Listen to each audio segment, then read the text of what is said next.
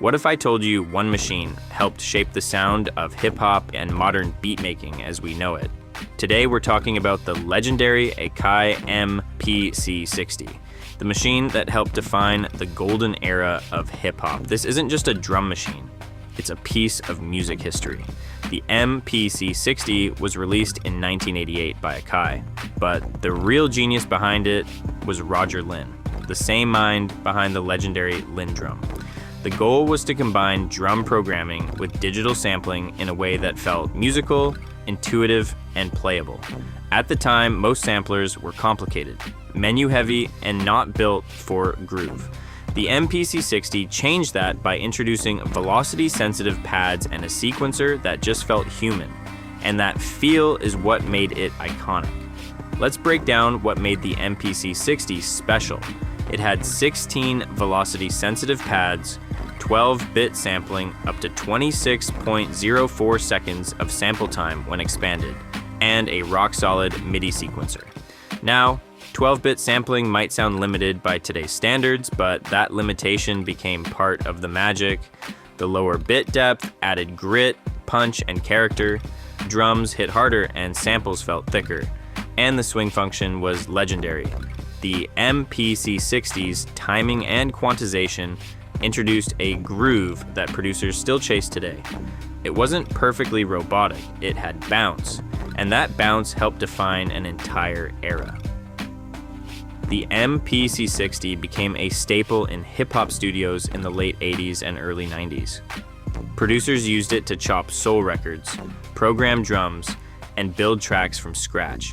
It became central to the sound of artists like DJ Premier and Pete Rock and many golden era producers who built beats one pad at a time. This machine encouraged performance. You didn't just click notes into a grid, you played them. That physical connection between finger and sound shaped the identity of hip-hop production.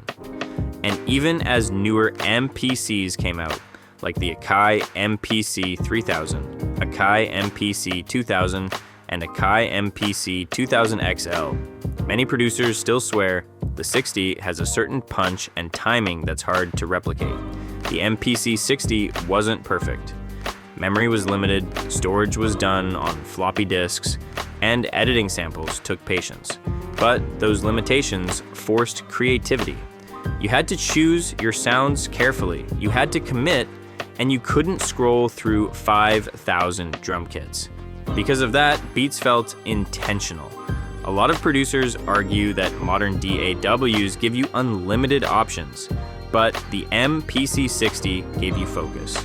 Today, the MPC 60 is a collector's piece, and vintage units can sell for thousands of dollars. Its DNA lives on in modern MPCs and even in software. That swing, that sequencing philosophy, and that pad-based workflow all started here. The MPC 60 helped transform sampling into an instrument. Not just a tool, but an instrument. And if you're into classic hip-hop, boom bap, or hardware production, understanding the MPC 60 isn't just about nostalgia, it's about understanding the roots of modern beatmaking. So the next time you hear a gritty snare, a chopped soul sample, or that unmistakable swing, there's a good chance the blueprint traces back to the Akai MPC 60. If you enjoyed this breakdown, let me know and tell me which classic sampler or drum machine you want me to cover next.